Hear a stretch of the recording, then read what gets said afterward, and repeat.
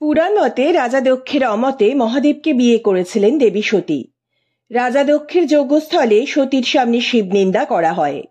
সতী পতির অবমাননা সহ্য করতে না পেরে সেখানেই আত্মাহুতি দেন। সতীর মৃত্যু সহ্য করতে না পেরে শিব ক্রোধে পাগল হয়ে যান এবং সতীর দেহ নিয়ে সমগ্র বিশ্বে তাণ্ডব নৃত্য করতে থাকেন। সৃষ্টির বিনাশ আসন্ন দেখে শ্রীবিষ্ণু দেবতাদের অনুরোধে তাঁর সুদর্শন চক্র দিয়ে সতীর দেহ টুকরো টুকরো করে ফেলেন। সতীর দেহ 51 টুকরো হয়ে ছড়িয়ে পড়ে। সতীর দেহের অংশগুলি যেখানে যেখানে পড়েছে সেখানে এক একটি শক্তিপীঠ গড়ে ওঠে।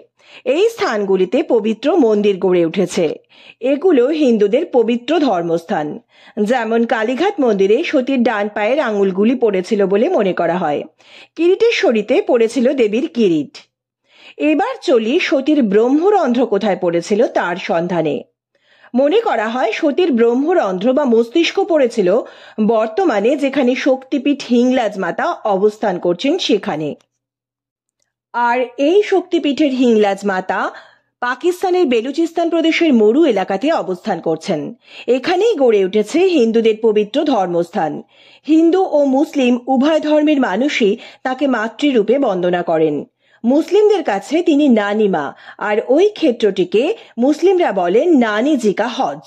পাকিস্তানে বালুচিস্তান প্রদেশের লাসবেলা জেলার হিঙ্গুল ন্যাশনাল পার্কের মধ্যে দিয়ে বয়ে চলেছে হিঙ্গুল নদী। নদীর তীরে একটি দুর্গম পার্বত্য গুহায় বিরাজ করছেন হিংলাজ মাতা। মা এখানে কোট্টারি রূপে পূজিতা হন। ভৈরব ভীমলোচন মায়ের সঙ্গেই দণ্ডায়মান।